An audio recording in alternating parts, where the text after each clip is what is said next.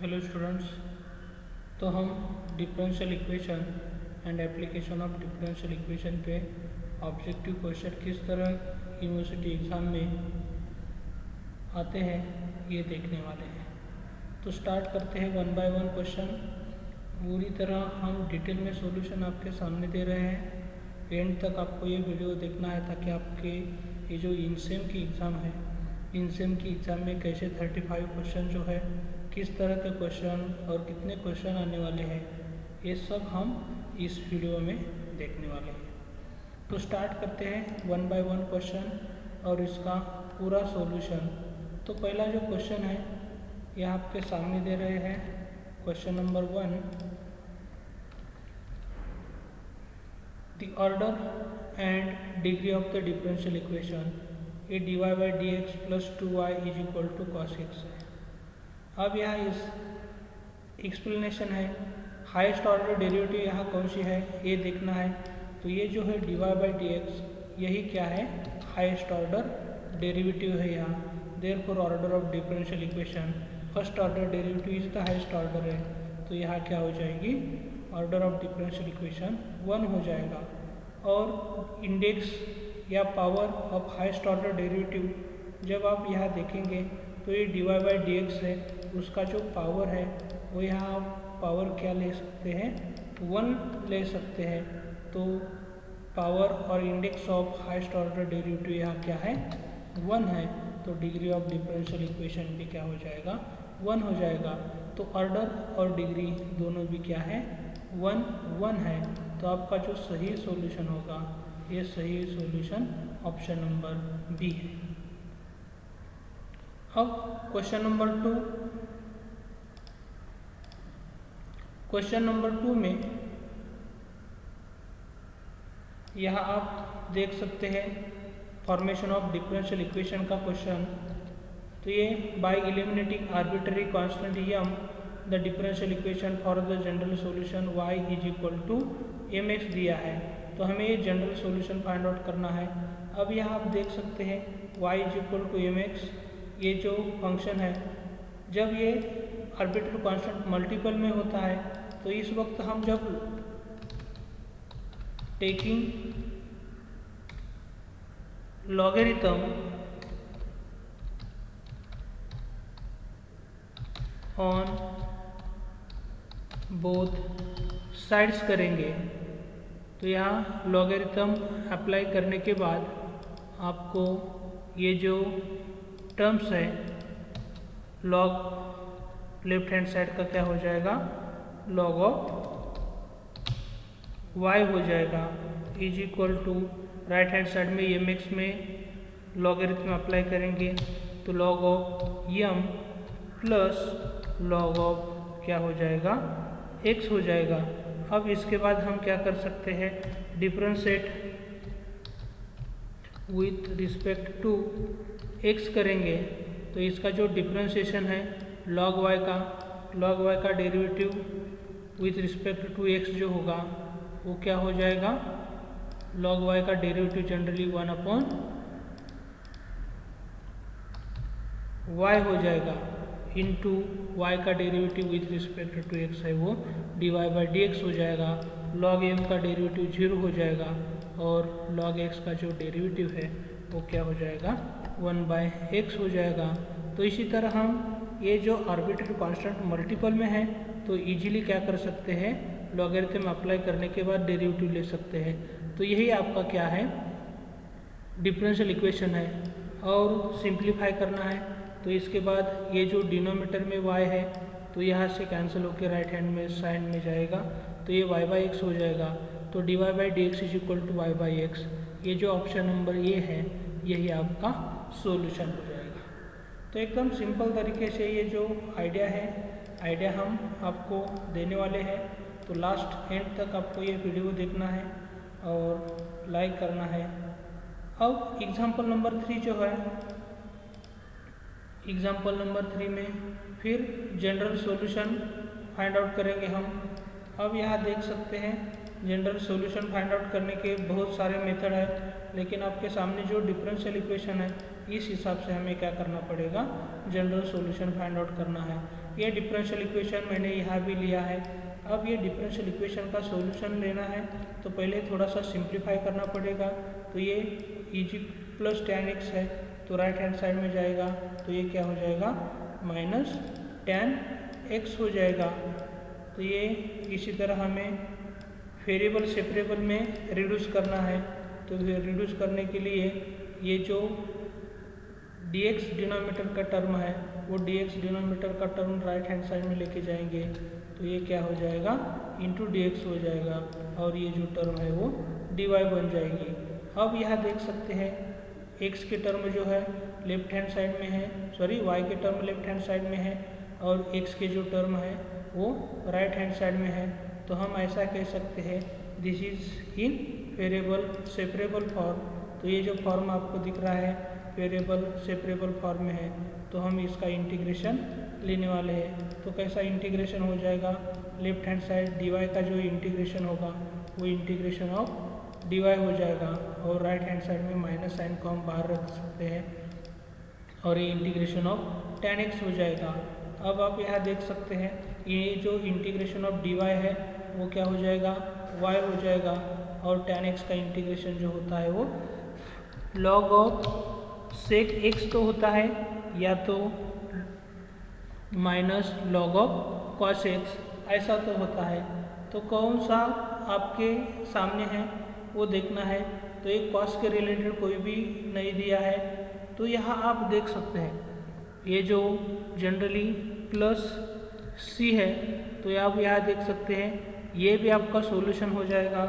और दूसरा जो सॉल्यूशन हम आपके सामने दे रहे हैं तो tan x का जो सॉल्यूशन है वो tan x का सॉल्यूशन क्या हो जाएगा माइनस log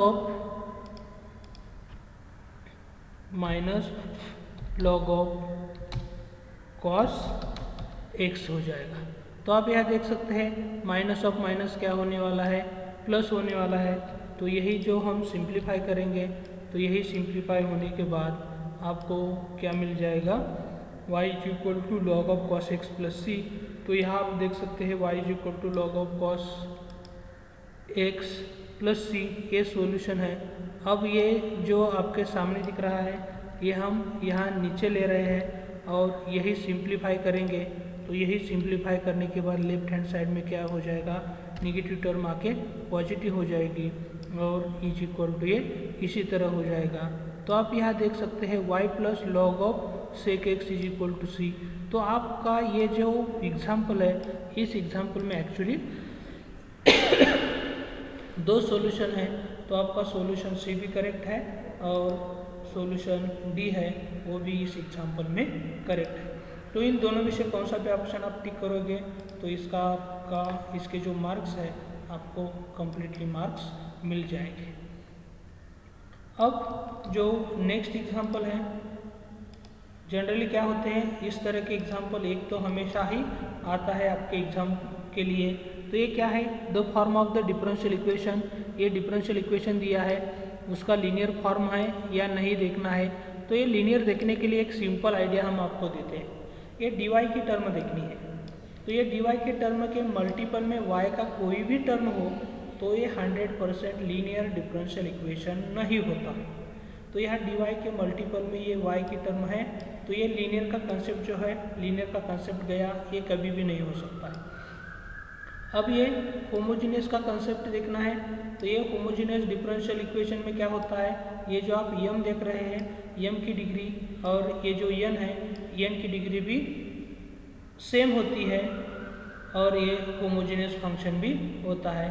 तो यहाँ देख सकते हैं y क्यूब की डिग्री 3 है यह डिग्री 3 है तो टोटल m की डिग्री 3 है n की यहाँ इस पार्ट में 3 है इस पार्ट में 3 है तो n की भी डिग्री क्या है 3 है। सो हम यहाँ कह सकते हैं m and n both are homogeneous of degree 3। So this differential equation is homogeneous differential equation. तो आपको ये सिंगल करेक्ट ऑप्शन का है तो यहाँ होमोजीनियस डिफरेंशियल इक्वेशन ऑलवेज होगा ही। लेकिन इसके बाद कभी कभी क्या होता है आपके सामने ऐसे ऑप्शन आते हैं होमोजीनियस एंड एग्जैक्ट। ऐसा भी ऑप्शन आता है तो मुझे क्या करना पड़ेगा, ये एग्जैक्ट डिफरेंशियल इक्वेशन है या नहीं ये भी देखना पड़ेगा। लेकिन अभी तक उस तरह का क्वेश्चन नहीं है, तो जब होता होमोजेनियस एंड एग्जैक्ट तो हमें ये एग्जैक्ट के लिए जाना पड़ेगा। इसके लिए ये जो यम है, यम का partial derivative with respect to y और इसका partial derivative with respect to x करना पड़ेगा। लेकिन जब आप ये चेक करेंगे तो इस वक्त ये एग्जैक्ट नहीं होगा। तो इस तरह ये जो क्वेश्चन है 4 नंबर हम डायरेक्टली कर सकते हैं। तो ये वेरिएबल सेपरेबल भी नहीं होगा। आप यहाँ देख सकते हैं, यहाँ y के टर्म x के टर्म मिक्स में है m में और n में, तो ये हम x और y के टर्म सेपरेट नहीं कर सकते। तो आपका ये जो सही ऑप्शन है एग्जाम्पल नंबर 4 का, ये हो जाएगा ऑप्शन नंबर बी हो जाएगा। फिर उसके बाद जो एग्जैक्ट डिफरेंशियल इक्वेशन के लिए कंसेप्ट है, तो एग्जैक्ट डिफरेंशियल इक्वेशन के लिए क्या कंसेप्ट है आप यहाँ देख सकते हैं। The necessary and sufficient condition for the equation m dx plus n dy is equal to 0 to be exact is. तो ये एग्जैक्ट होने के लिए कौन सी कंडीशन सेटिस्फाई होनी चाहिए, तो हमें ये दिमाग में रखना है m का partial derivative with respect to y और n का partial derivative with respect to x जब लेंगे और दोनों इक्वल होते हैं तो ही एग्जैक्ट होता है। तो ये जो पहला ऑप्शन है m का with respect to x, n का विथ रिस्पेक्ट टू y गलत है। तो आपका जो सही ऑप्शन है वो सही ऑप्शन कौन सा है, ऑप्शन नंबर बी है। तो ये स्टैंडर्ड थ्योरी है, इसका प्रूफ चाहिए तो फिर आप क्या कर सकते हैं, RSN मैथ्स ऐप डाउनलोड कर सकते हैं प्ले स्टोर से, और उस ऐप में जो बुक है आपके इंजीनियरिंग के रिलेटेड वो बुक आप देख सकते हैं। ये जो एग्जैक्ट डिफरेंशियल इक्वेशन की कंडीशन कैसे आई है, क्यों आई है, ये सब कुछ आपको इस बुक में देखने को मिल जाएगा। अब ये एग्जाम्पल नंबर 6 है। The differential equation which can be express in the form dy by d x plus p y is equal to q into y raise to n, और यहाँ पी और क्यू फंक्शन ऑफ एक्स है, is known as, इस differential equation को हम linear differential equation कह सकते हैं क्या। तो यहाँ हमें y और उसके डेरिवेटिव के बारे में देखना है। तो y और उसके डेरिवेटिव की जब पावर 1 होती है और वो दोनों टर्म्स y और उसके डेरिवेटिव के मल्टीपल में नहीं होते हैं तो ही ये लीनियर डिफरेंशियल इक्वेशन का कंसेप्ट हो जाएगा। लेकिन यहाँ y की पावर 1 से ज़्यादा है, हम जनरली ये n जो है नेचुरल नंबर या इंटीजर मान रहे हैं, तो ये क्या हो जाएगा, लीनियर डिफरेंशियल इक्वेशन का कंसेप्ट नहीं होगा। लेकिन ये बर्नौलीज डिफरेंशियल इक्वेशन का स्टैंडर्ड जो फॉर्म है इस फॉर्म में यहाँ दिया है। तो आपका जो 6 का सही ऑप्शन होगा, इसका ऑप्शन होने वाला है बी ही। तो इस तरह ये जो स्टैंडर्ड कंसेप्ट है, ये स्टैंडर्ड कंसेप्ट आपको दिमाग में रखने हैं। फिर 7 नंबर एग्जाम्पल में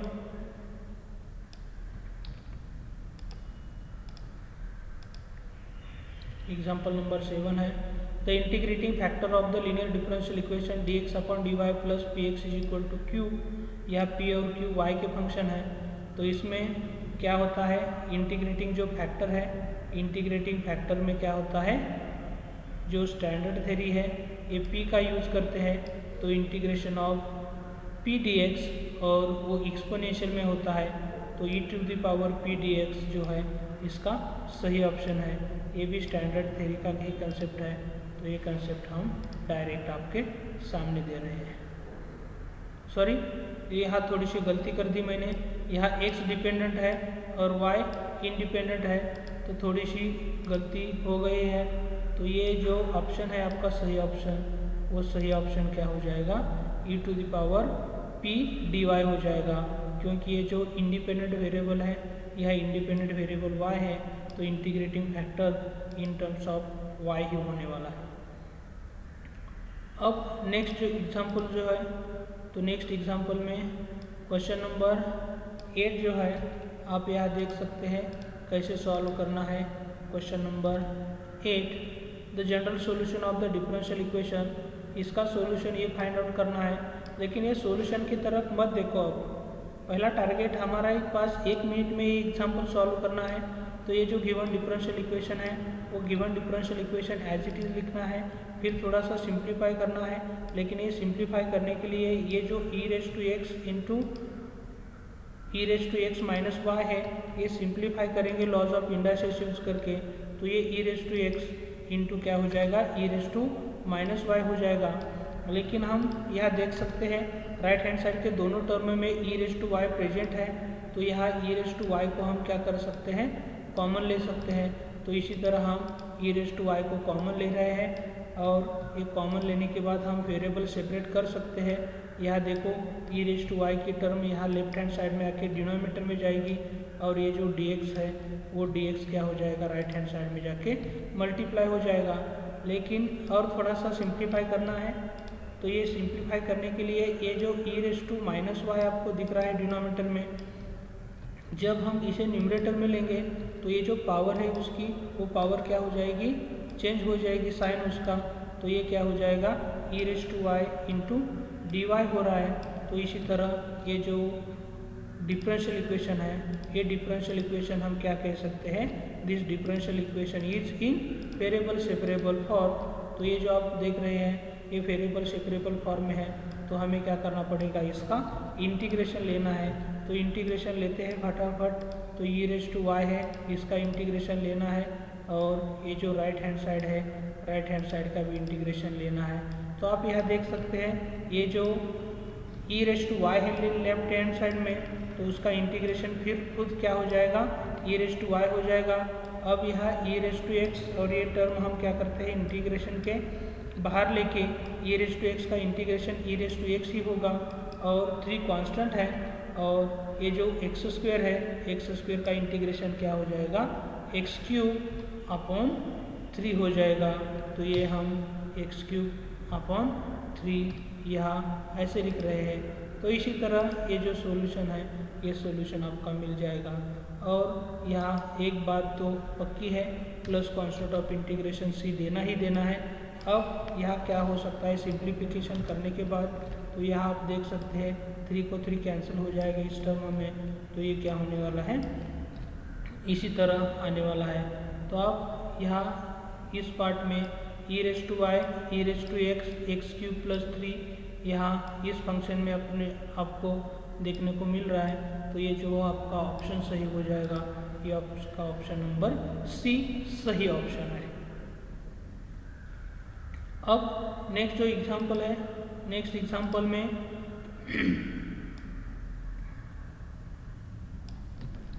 एग्जैक्ट डिफरेंशियल इक्वेशन के रिलेटेड ए एग्जांपल है। तो यहाँ for what value of beta the differential equation is exact, लेकिन ये डिफरेंशियल इक्वेशन एग्जैक्ट दिया है तो it must satisfies a condition. तो ये कंडीशन सेटिस्फाई 100% करेगा ही करेगा। तो ये आप यहाँ देख सकते हैं, ये जो यम है, यम आप यहाँ देख सकते हैं 5x plus beta Y minus 3 है, वो इसका डेरिवेटिव हम लेफ्ट हैंड साइड में ले रहे हैं, और तो डेवा अपॉन डेवा वाई ऑफ इसी तरह हो जाएगा। और यन आप यहाँ देख सकते हैं राइट हैंड साइड में यन का derivative with respect to x लेने वाले हैं। तो ये दोनों बराबर हो गए, तो फटाफट हम पार्शियल डेरिवेटिव जो है, पार्शियल डेरिवेटिव फाइंड आउट करते हैं। यहाँ डेवा अपॉन डेवा वाई है, तो एक्स के टर्म कांस्टेंट है। अब यहाँ ये जो टर्म हम डेरिवेटिव के बाहर लेके डेरिवेटिव लेते हैं, तो आपको समझ में आएगा 5x का डेरिवेटिव हो जाएगा 0, बीटा वाई का शेयर पर बीटा रहेगा, और माइनस 3 का क्या हो जाएगा, 0 हो जाएगा। और यहाँ ये जो पार्ट है इसका डेरिवेटिव विथ रिस्पेक्ट टू क्या करना है, x लेना है। तो यहाँ आप देख सकते हैं 3x का डेरिवेटिव है वो क्या हो जाएगा, 3 हो जाएगा। 7y का डेरिवेटिव फिर 0 हो जाएगा, 5 का डेरिवेटिव 0 हो जाएगा। तो ये सिंप्लीफाई करने के बाद आपको समझ में आएगा, ये जो बीटा है लेफ्ट हैंड साइड में एक ही टर्म रहेगी नॉन जीरो टर्म, और राइट हैंड साइड में 3 है, तो आपको बीटा की वैल्यू क्या मिल जाएगी, 3 ये वैल्यू जो है वो बीटा की वैल्यू मिल जाएगी। तो आपका जो सही ऑप्शन, करेक्ट ऑप्शन जो होगा वो करेक्ट ऑप्शन होगा डी। अब एग्जाम्पल नंबर 10 में इंटीग्रेटिंग फैक्टर के रिलेटेड एग्जाम्पल है। तो देखते हैं कैसे इंटीग्रेटिंग फैक्टर का कंसेप्ट है। हर एक तरह के इंटीग्रेटिंग फैक्टर का कंसेप्ट जो है उस एग्जाम्पल के लिए हम देखने वाले हैं integrating factor of this differential equation. लेकिन आप यहाँ डिफरेंशियल इक्वेशन देखेंगे तो ये यम की डिग्री 2 है, ये n है, n की डिग्री भी 2 है, तो ये होमोजेनियस डिफरेंशियल इक्वेशन है। तो ये होमोजेनियस डिफरेंशियल इक्वेशन में इंटीग्रेटिंग फैक्टर क्या होता है 1/m into x plus n into y, लेकिन यहाँ क्या होना चाहिए mx plus ny non zero होना चाहिए। तो देखते हैं क्या है इंटीग्रेटिंग फैक्टर और फटाफट सॉल्व करते हैं। तो ये m की वैल्यू हम ब्रैकेट में एज इट इज़ यहाँ ले रहे हैं, तो यहाँ m की वैल्यू पुट कर रहे हैं, n की वैल्यू यहाँ ब्रैकेट और माइनस साइन लेके, तो यहाँ n में क्या करेंगे हम प्लस और माइनस हो जाएगा। इसी तरह ये सिंप्लीफिकेशन हम फटाफट करने वाले हैं। तो ये देख सकते हैं आप x का मल्टीप्लिकेशन जब अंदर होगा तो ये x में क्या हो जाएगा x इंटू एक्स, यहाँ एक्स स्क्वेयर हो जाता है, तो ये इसी तरह एक्स स्क्वेयर, और यहाँ क्या हो जाएगा x के साथ मल्टीप्लाई करेंगे तो इसी तरह हो जाएगा। फिर y का मल्टीप्लिकेशन अंदर कर देंगे तो ये एक्स स्क्वेयर वाई हो जाएगा, और यहाँ क्या होने वाला है 3x इंटू वाई स्क्वेयर, ये टर्म होने वाली है। लेकिन उसके बाद हम ये जो मिडल में माइनस साइन है, माइनस साइन से अंदर मल्टीप्लाई करेंगे इस टर्म को, तो क्या हो जाएगा ब्रैकेट की पहली टर्म निगेटिव हो जाएगी और दूसरी जो निगेटिव थी वो पॉजिटिव हो जाएगी, और यहाँ ब्रैकेट देने का कोई भी फ़ायदा नहीं है, तो हम ये ब्रैकेट रिमूव कर रहे हैं। अब ये थोड़ा सा सिंप्लीफाई करेंगे, तो सिंप्लीफाई करने के बाद आपको क्या दिख रहा है, ये जो एक्स स्क्वेयर वाई पॉजिटिव है और ये निगेटिव है, दोनों क्या हो जाएंगे कैंसिल हो जाएंगे।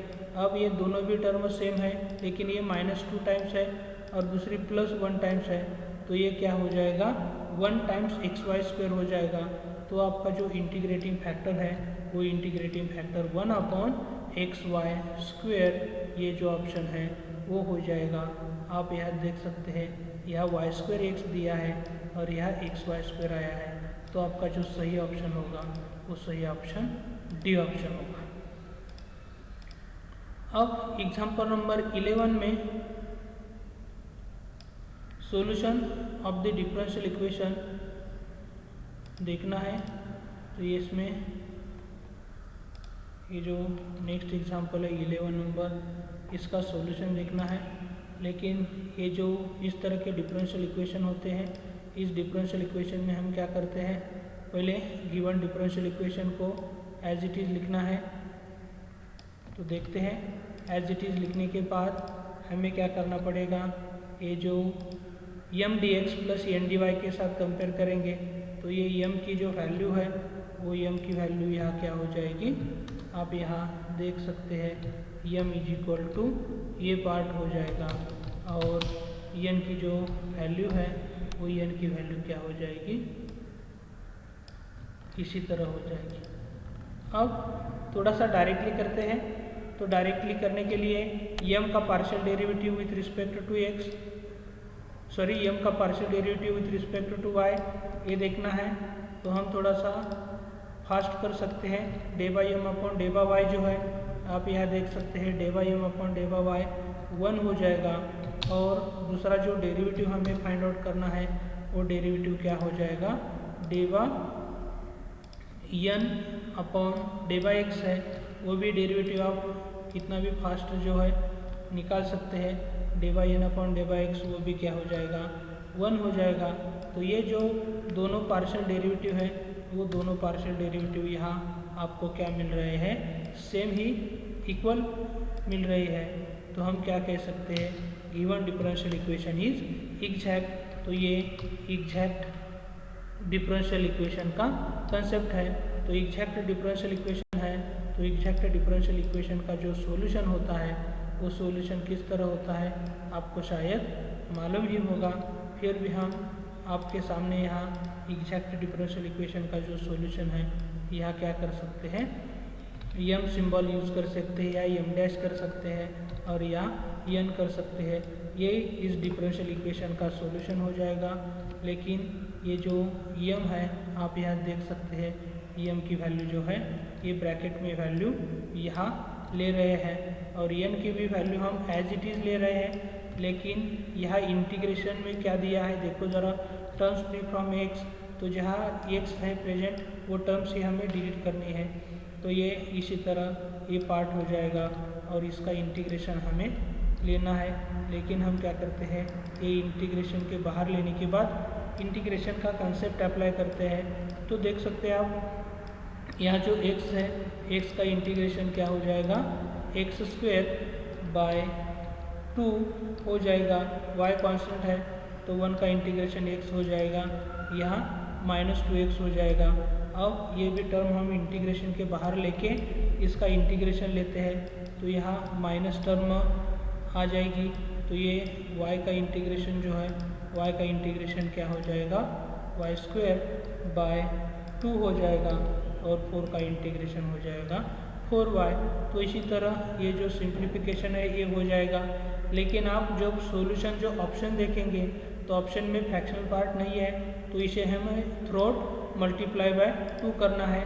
तो पहले पार्ट को x² से 2 से मल्टीप्लाई करेंगे तो ये x² रहेगा, ये 2xy हो जाएगा, ये फिर क्या हो जाएगा 4x हो जाएगा। यहाँ 2 से मल्टीप्लाई करेंगे तो यहाँ हो जाएगा y² और यहाँ 2 से मल्टीप्लाई करेंगे तो ये क्या हो जाएगा 8y हो जाएगा। तो आपका ये जो सही ऑप्शन है ये आप यहाँ देख सकते हैं, x² plus y² plus 2xy minus 4x plus 8y। तो आपका जो सही ऑप्शन है ये सही ऑप्शन कौन सा होगा, डी ऑप्शन सही ऑप्शन होगा। तो आपको कितना फास्ट सॉल्व करना है आपके कैलकुलेशन के हिसाब से वो आप कर सकते हैं। तो एग्जाम्पल नंबर 14 जो है, यहाँ हम देख सकते हैं, शायद थोड़ा सा हमने गलत कर दिया है। ये जो एग्जाम्पल नंबर 11 है, 11 के बाद हमें एग्जाम्पल नंबर 12 लेना है। तो हम थोड़ा सा हमारा जो एग्जाम्पल नंबर 14 दिया है वो 14 की जगह हम क्या करते हैं, एग्जाम्पल नंबर 12 पहले देखेंगे और 12 को देखने के बाद फिर एग्जाम्पल नंबर 13 या 14 देखेंगे। तो यहाँ देख सकते हैं integrating factor of the differential equation, इस तरह का डिफरेंशियल इक्वेशन है। तो ये डिफरेंशियल इक्वेशन में इंटीग्रेटिंग फैक्टर के लिए हमें क्या करना पड़ता है, ये जो इंटीग्रेटिंग फैक्टर का फार्मूला, ये जो f(x) है इसके जगह हम p(x) ले सकते हैं। तो ये कंपैरिजन स्टैंडर्ड लीनियर इक्वेशन के साथ करेंगे तो p एंड q जो है इस दोनों की हमें रिक्वायरमेंट होती है। लेकिन यहाँ जनरली इंटीग्रेटिंग फैक्टर का ही कंसेप्ट है, तो इस कंसेप्ट में हमें p की ही ज़रूरत है।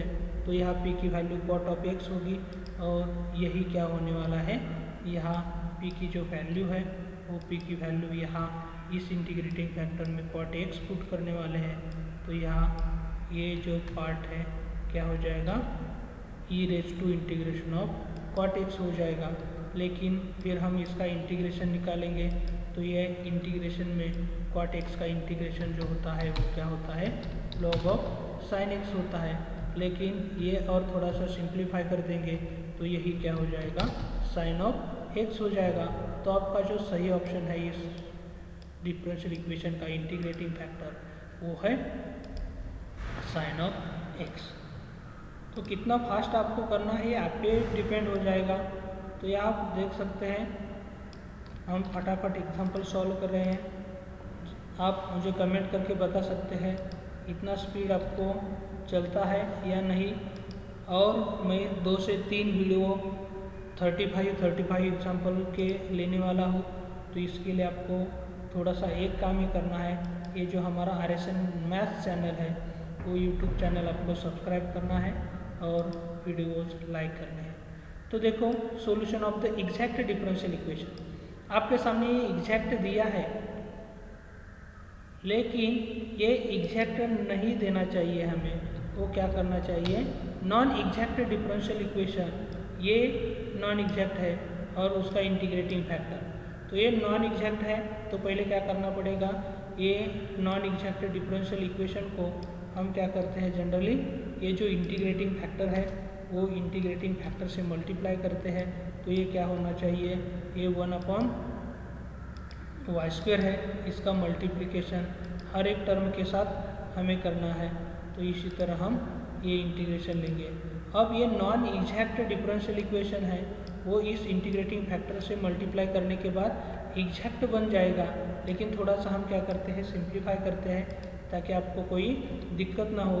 तो यहाँ देख सकते हैं ये y है और ये y यहाँ का कैंसिल हो सकता है, फिर ये 1/y से मल्टीप्लाई करेंगे तो यहाँ क्या हो जाएगा, ये y और ये 1/y कैंसिल हो जाएगा और यहाँ क्या होने वाला है, e⁻x इंटू 1/y हो जाएगा और ये जो टर्म हो जाएगी e⁻x न्यूमरेटर में जाएगा और इसी तरह ये हो जाएगा। लेकिन ये 101% कौन सा डिफरेंशियल इक्वेशन बन जाएगा, इंटीग्रेटिंग फैक्टर से मल्टीप्लाई करने के बाद एग्जैक्ट डिफरेंशियल इक्वेशन ही बन जाएगा। तो इसके लिए हमें क्या करना पड़ेगा, थोड़ा सा h के रिलेटेड जो m है, m की वैल्यू आप यहाँ देख सकते हैं, m की वैल्यू थोड़ा सा यहाँ भी सिंप्लीफाई करते हैं तो ये e⁻x/y जो है वो क्या हो जाएगा, m डैश की वैल्यू हो जाएगी और जो दूसरा हम n डैश मानेंगे तो n डैश की जो वैल्यू है वो n डैश की वैल्यू यहाँ माइनस लेके हमें क्या करना पड़ेगा, ये लेना पड़ेगा। अब यहाँ इसका जनरल सॉल्यूशन आप यहाँ देख सकते हैं, ये इसका जनरल सॉल्यूशन हो जाएगा। तो इस जनरल सॉल्यूशन में m डैश की जो ये वैल्यू है वो m डैश की वैल्यू यहाँ ब्रैकेट में दिया है, तो यही ब्रैकेट में दी हुई वैल्यू हम यहाँ ले सकते हैं m डैश की जगह, और ये n डैश में क्या हो जाएगा, ये जो टर्म है ये टर्म आने वाली है, लेकिन फिर उसके बाद हमें क्या करना है, टर्म फ्री फ्रॉम x लेना है। तो यहाँ x प्रेजेंट है तो ये टर्म फ्री फ्रॉम x लेंगे तो 0 हो जाएगा और 0 का इंटीग्रेशन कांस्टेंट होता है, लेकिन ये कांस्टेंट ऑलरेडी हमने एक राइट हैंड साइड में लिया है, तो कांस्टेंट माइनस कांस्टेंट वो भी कांस्टेंट या कांस्टेंट प्लस कांस्टेंट ये भी कांस्टेंट हो जाएगा। तो इसी तरह ये जो पार्ट है ये पार्ट हो जाएगी। अब यहाँ आप देख सकते हैं ये इंटीग्रेशन के बाहर में लेफ्ट हैंड साइड का इंटीग्रेशन का पार्ट लेता हूँ। अब ये x² आपको दिख रहा है, इसका इंटीग्रेशन जो होगा वो x³ होने वाला है। यह 1/y कांस्टेंट और e⁻x का इंटीग्रेशन e⁻x हो जाएगा। तो इसी तरह यही आपका सॉल्यूशन हो जाएगा। तो आप यहाँ देख सकते हैं, यहाँ शायद जो x³ जो है डिनोमिनेटर में y है, तो आपका जो सही ऑप्शन होगा, ये सही ऑप्शन कौन सा होने वाला है, ऑप्शन नंबर सी होने वाला है। तो यहाँ आपका ऑप्शन सी सही ऑप्शन है। अब नेक्स्ट जो एग्जांपल है, नेक्स्ट एग्जांपल में हम जो 14th एग्जांपल में हम जो लीनियर डिफरेंशियल इक्वेशन है, लीनियर डिफरेंशियल इक्वेशन का कंसेप्ट बहुत ईजी होता है। ये इस तरह का डिफरेंशियल इक्वेशन है और उसका इंटीग्रेटिंग फैक्टर x³ है, तो उसका जनरल सॉल्यूशन हमें फाइंड आउट करना है। लेकिन ये जो डिफरेंशियल इक्वेशन है वो डिफरेंशियल इक्वेशन में हम यहाँ देख सकते हैं y डिपेंडेंट वेरिएबल है, और y डिपेंडेंट वेरिएबल है उसका y छोड़ के जो पार्ट होता है वो क्या होता है, जनरली p होता है, और q जो होता है वो क्या होता है, राइट हैंड साइड होता है। हमें यहाँ जनरल सॉल्यूशन फाइंड आउट करना है, लेकिन जनरल सॉल्यूशन क्या होता है, dependent variable y into integrating factor. तो यहाँ i के लिए हम थोड़ा सा ब्रैकेट देते हैं, तो यहाँ integrating factor is equal to क्या हो जाएगा, integration of right hand side में q इंटू इंटीग्रेटिंग फैक्टर और इसका integration with respect to x।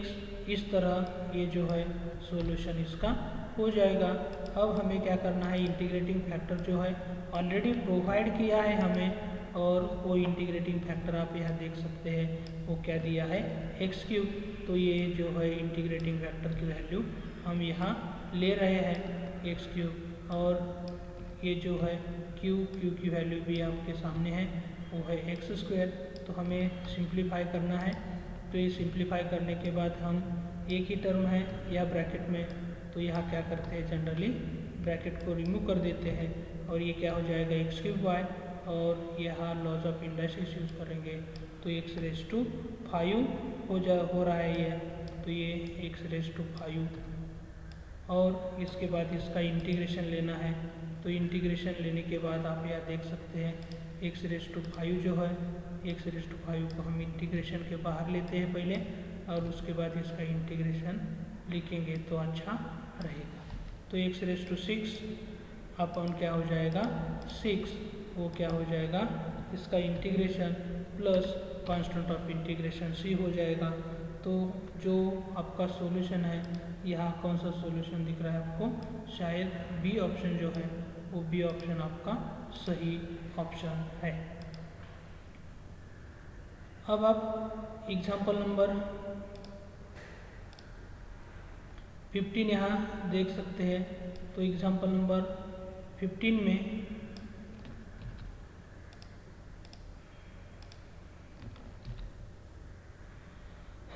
The differential equation, ये डिफरेंशियल इक्वेशन दिया है, is reduced into linear form. ये लीनियर फॉर्म में हमें रिड्यूस करना है। तो यहाँ मैंने डिफरेंशियल इक्वेशन वही डिफरेंशियल इक्वेशन लिया है। यहाँ पहले हमें क्या करना पड़ेगा, जब y डिपेंडेंट वेरिएबल है तो right hand side free from y करना पड़ता है। तो इसलिए हम क्या करेंगे, divide through out by y² करेंगे। तो यहाँ जो डिफरेंशियल इक्वेशन है उसे y² से y⁴ से थ्रू आउट डिवाइड करेंगे। तो आप यहाँ देख सकते हैं ये जो राइट हैंड साइड की जो स्पेशल टर्म है इसे देखेंगे तो यहाँ से y⁴ जाएगा और यहाँ क्या हो जाएगा 1/y⁴ हो जाएगा। तो ये इसी तरह अब यहाँ क्या होने वाला है 1/y⁴ हो जाएगा और इसी तरह ये जो डिफरेंशियल इक्वेशन है वो डिफरेंशियल इक्वेशन बन जाएगा।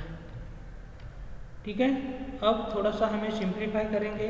तो ये सिंप्लीफाई करने के बाद ये जो है सिंप्लीफिकेशन, यहाँ क्या होने वाला है y⁴ होने वाली है पावर। और इसके बाद हम लीनियर डिफरेंशियल इक्वेशन के लिए ये जो पार्ट है, इस पार्ट के लिए हम क्या करेंगे, u मान रहे हैं तो ये -y³ = u मानेंगे। तो इसका जो डेरिवेटिव है वो डेरिवेटिव क्या हो जाएगा, हम यहाँ लिख रहे हैं। अब यहाँ माइनस है तो ये 1/y³ के डेरिवेटिव में फिर एक माइनस आ जाएगा। तो हम ऐसे माइनस ऑफ माइनस यहाँ दे रहे हैं तो ये क्या हो जाएगा -3/y⁴ क्या होना था y⁴। और उसके बाद y का जो डेरिवेटिव होता है वो क्या होता है dy/dx। और यहाँ u का जो डेरिवेटिव होता है वो क्या हो जाएगा du/dx हो जाएगा। लेकिन ये 2 बार माइनस का क्या हो जाएगा प्लस हो जाएगा। और इसी तरह हम क्या कर सकते हैं, ये जो 3 है ये 3 को हम यहाँ से क्या कर देंगे राइट हैंड साइड में शिफ्ट कर देंगे। तो ये क्या हो जाएगा 1/3 हो जाएगा। और इसी तरह ये जो गिवन डिफरेंशियल इक्वेशन कहा था, ये जो डिफरेंशियल इक्वेशन है कैसे रिड्यूस होगा आप यहाँ देख सकते हैं। ये जो पार्ट है इसके रिलेटेड हमें क्या पुट करना है 1/3 × du/dx पुट करना है। और ये जो पार्ट माइनस लेके था, माइनस लेके क्या कर रहे हैं हम प्लस u पुट करने वाले हैं। और थोड़ा सा सिंप्लीफाई करना है। सिंप्लीफाई करने के लिए हमें थ्रू आउट 3 से मल्टीप्लाई करना पड़ेगा। तो ये थ्रू आउट 3 से मल्टीप्लाई करेंगे तो यहाँ 3 हो जाएगा और यहाँ भी 3 हो जाएगा। तो इसी तरह ये जो है ये क्या है लीनियर डिफरेंशियल इक्वेशन बन गया है। आप यहाँ देख सकते हैं इसमें आपका सही जो ऑप्शन है, सही ऑप्शन कौन सा है, यहाँ tan x का ही टर्म है।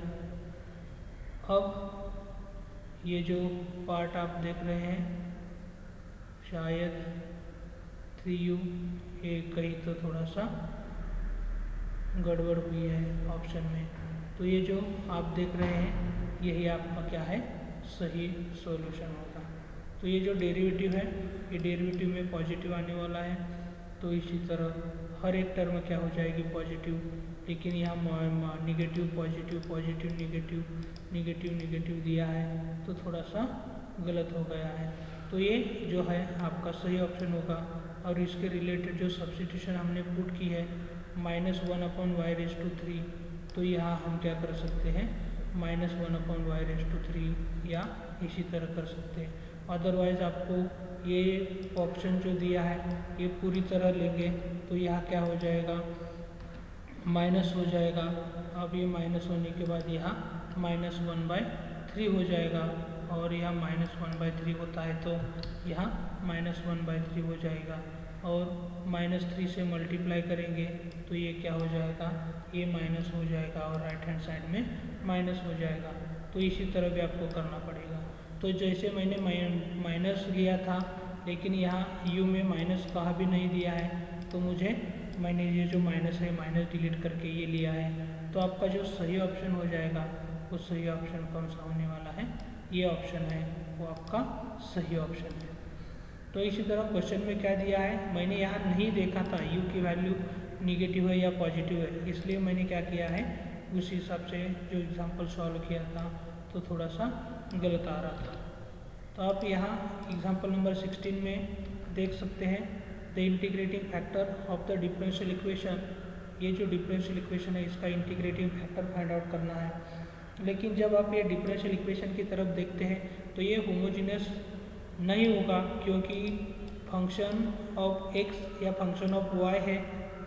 अलजेब्रिक फंक्शन के अलावा कोई भी फंक्शन होता है तो वो होमोजीनियस के चांसेस नहीं होते हैं। तो यहाँ होमोजीनियस का नहीं, सेकंड स्टैंडर्ड फॉर्मेट का डिफरेंशियल इक्वेशन है सेकंड रूल, वो भी नहीं। तो हमें थर्ड और फोर्थ रूल के लिए जाना पड़ेगा। लेकिन थर्ड और फोर्थ रूल के लिए dy/m/y minus dy/n/x find out करना पड़ता है। तो m का partial derivative with respect to y करना पड़ेगा। तो आप यहाँ देख सकते हैं, ये जो पार्ट है इसमें m की जो वैल्यू है वो m की वैल्यू आप यहाँ क्या ले सकते हैं, ये वैल्यू जो है वो किसकी है, m की वैल्यू है। लेकिन इस वैल्यू में जो y की टर्म है, y के टर्म का मल्टीप्लिकेशन जब हम इस पहले टर्म के साथ करेंगे तो यहाँ हो जाएगा y² और यहाँ हो जाएगा e⁻x इंटू y। तो इसी तरह ये जो m है, इस m की वैल्यू को हम क्या करेंगे, यहाँ लेने वाले हैं। तो यहाँ आप देख सकते हैं dy/y है, तो यहाँ m की मैंने वैल्यू पुट कर दी है। अब यहाँ आप देख सकते हैं n की जो वैल्यू है यहाँ -e⁻x है। तो यहाँ हम थोड़ा सा n की वैल्यू यहाँ नीचे लिख रहे हैं, ये e⁻x हो जाएगा। अब यहाँ आप देख सकते हैं ये जो है e⁻x, हम यहाँ -e⁻x ब्रैकेट में लिख रहे हैं। ये हमें सिंप्लीफाई करना है। तो सिंप्लीफाई करने के बाद जो डेरिवेटिव पहला टर्म है इसका विथ रिस्पेक्ट टू y लेना है, तो 2x कांस्टेंट और ये जो y² का 2y हो जाएगा। तो ये y यहाँ लिख रहे हैं और 2 × 2 क्या हो जाएगा, 4 हो जाएगा, और यहाँ e⁻x इंटू y ये डेरिवेटिव हो जाएगा। तो इसी तरह ये डेरिवेटिव है और ये विथ रिस्पेक्ट टू y लिया है। अब ये माइनस और ये अंदर का माइनस प्लस हो जाएगा, और e⁻x का डेरिवेटिव फिर e⁻x ही होता है। तो इसी तरह ये जो डेरिवेटिव है ये डेरिवेटिव आपका हो जाएगा। अब ये डेरिवेटिव के बाद ये क्या हो जाएगा, 2 टाइम्स e⁻x होने वाला है। फिर हम क्या कर सकते हैं, 2 को कॉमन ले सकते हैं। तो 2 को कॉमन लेने के बाद 2 × 2 और ये जो 2 है वो कॉमन आने के बाद यही पार्ट जो है हम कैसे लिख सकते हैं, इसी तरह लिख सकते हैं। तो ये जो पार्ट है वो पार्ट कौन सा है, dy/y माइनस dy/x, ये पार्ट है। अब ये देखने के बाद ये जो पार्ट है आप यहाँ देख सकते हैं, इसको देखने के बाद आपको पता चल जाएगा सूटेबल इसको 1/n से करना है या -1/m से करना है। तो आप यहाँ देख सकते हैं ये जो पार्ट है इसे सूटेबल मल्टीप्लाइंग टर्म जो होगी वो क्या हो जाएगी, -1/m। ये जो है वो सूटेबल टर्म होने वाली है। तो ये जो है सूटेबल टर्म तो हमने ली है। अब इसे हम क्या करना है, 1/dy/y माइनस dy/n/x लेना है, इज इक्वल टू आप यहाँ देख सकते हैं ये पूरे टर्म में यहाँ ले रहा हूँ, और जो m की वैल्यू है, m की वैल्यू आपके सामने यहाँ दिख रही है, यही वैल्यू हम यहाँ यम के जगह लेने वाले हैं और ये जो ब्रैकेटेड वैल्यू है वो ब्रैकेटेड वैल्यू आपने अभी अभी फाइंड आउट की है वो ये वैल्यू है। अब आप यहाँ देख सकते हैं क्या क्या कैंसिल हो जाएगा इसमें। अब ये जो ब्रैकेट है ये दोनों ब्रैकेट क्या हो जाएंगे, न्यूमरेटर का ही ब्रैकेट और डिनोमिनेटर का ही ब्रैकेट कैंसिल हो जाएगा। और यहाँ हम क्या कर सकते हैं, ये जो 2 है ये 2 को यहाँ न्यूमरेटर में ले सकते हैं। तो इसी तरह ये जो पार्ट है ये पार्ट आपका जनरल में लिखने वाले हैं तो हम ये क्या हो जाएगा, ये y हो जाएगा। अब ये फंक्शन ऑफ y है तो इस हिसाब से हमें जो इंटीग्रेटिंग फैक्टर है वो इंटीग्रेटिंग फैक्टर फाइंड आउट करना पड़ेगा। तो ये इंटीग्रेटिंग फैक्टर का जो फार्मूला है वो e to the power integration of क्या करेंगे, ये जो f of function of y है और उसका integration with respect to y लेना पड़ेगा। तो इसी तरह हमें क्या करना है, ये इंटीग्रेटिंग फैक्टर के लिए करना है। तो ये -2 को हम इंटीग्रेशन के बाहर रखेंगे और दूसरा जो है 1/y है तो 1/y इंटीग्रेशन के अंदर रहेगा। ये 2 ऑलरेडी हमने बाहर लिया है। अब यहाँ थोड़ा सा इंटीग्रेशन लेंगे तो इंटीग्रेशन लेने के बाद आपको क्या दिखेगा, ये जो पार्ट है इसकी वैल्यू क्या हो जाएगी, log ऑफ y हो जाएगी। अब थोड़ा सा लॉगरिथम के रूल यूज़ करेंगे तो ये जो पार्ट है यही पार्ट में क्या हो जाएगा, ये जो -2 है वो -2 को हम क्या कर सकते हैं, y के पावर में ले सकते हैं। तो वही क्या हो जाएगा, y⁻² हो जाएगा। लेकिन फिर एक्सपोनेंशियल और लॉगरिथम इनवर्स ऑपरेटर होते हैं तो ये जो e⁻θ होता है वो क्या हो जाएगा, y⁻² होता है। लेकिन यही जो पार्ट है y⁻² हम जब डिनोमिनेटर में लेंगे तो ये जो पावर -2 है वो पावर -2 क्या हो जाएगी, प्लस। तो ये आपका ऑप्शन जो है 1/y², ये आपका सही ऑप्शन हो जाएगा। तो इसी तरह ये जो एग्जाम्पल है वो एग्जाम्पल हम देख रहे हैं।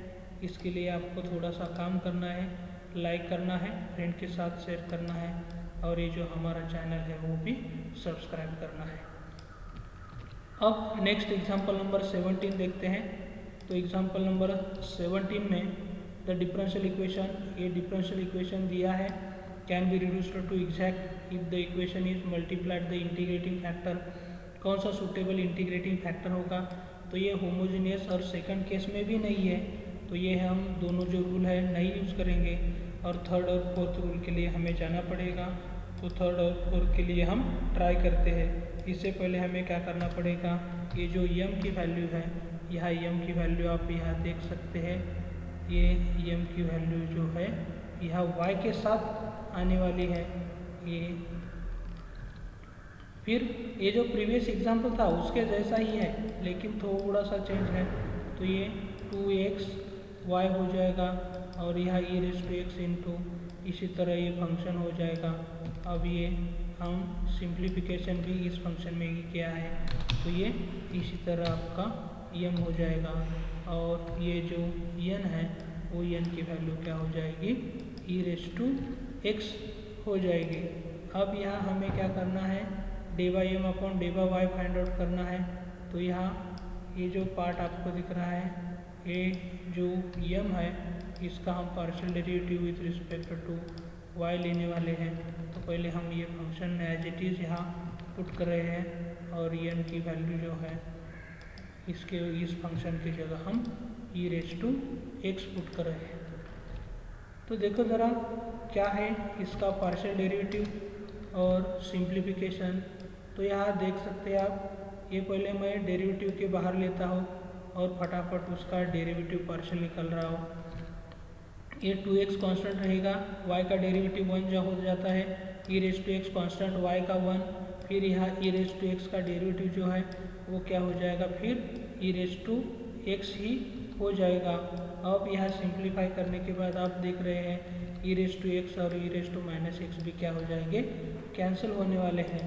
तो ये जो डेवा एम अपॉन डेवा वाई माइनस डेवा एन अपॉन डेवा एक्स आप देख रहे हैं, ये 2x मिला है हमें, तो इसको डिवाइड करने वाला 1/m माइनस 1/m या 1/n। अब आपको क्या करना है, डिसाइड करना है, लेकिन यहाँ डिसाइड हो चुका है आपका 1/n, क्योंकि जो सेकंड टर्म आप देखेंगे dy का कोएफिशिएंट वो क्या है, ई रेस टू एक्स है, तो फंक्शन ऑफ x, और ये भी फंक्शन ऑफ x है, तो आपको मल्टीप्लाई बाय 1/n जो है ये आपके हिसाब से सही होगा। तो आपको जो रूल नंबर 3 यूज़ करना है, तो रूल नंबर 3 इंटीग्रेटिंग फैक्टर के लिए वो हम यूज़ करने वाले हैं। तो देखते हैं क्या हो जाएगा। अब यहाँ n की जो वैल्यू है, n की value e raise to x यहाँ हम पुट कर रहे हैं, फिर यहाँ ब्रैकेटेड वैल्यू जो है वो ब्रैकेटेड वैल्यू क्या है 2x है, लेकिन ये थोड़ा सा हम सिंप्लीफाई कर देंगे, तो ये 2x और ये 1 upon e raise to x जो है वो क्या हो जाएगा e to the power minus x हो जाएगा। और इसे ही हम जनरली लिखेंगे, तो जनरली हम कैसे लिख सकते हैं, एफ ऑफ x ऐसे लिख सकते हैं। तो ये फंक्शन ऑफ x मिला है हमें, तो इसके रिलेटेड जो इंटीग्रेटिंग फैक्टर है वो इंटीग्रेटिंग फैक्टर क्या हो जाएगा, e to the power integration of, integration में क्या हो जाएगा, ये जो फंक्शन ऑफ x है, फंक्शन ऑफ x और उसका integration with respect to x हो जाएगा। तो देखते हैं इसका इंटीग्रेशन क्या हो जाता है। ये जो फंक्शन ई रेस टू ये फंक्शन है, यहाँ हम क्या करेंगे 2 को आउटसाइड में रखेंगे, और ये जो x e raise to x है इसका इंटीग्रेशन हम generalised rule of integration by parts use करेंगे।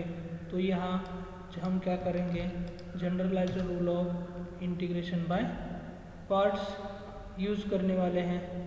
तो ये generalised rule of integration by parts करेंगे, तो देखते हैं क्या हो जाएगा इसका इंटीग्रेशन।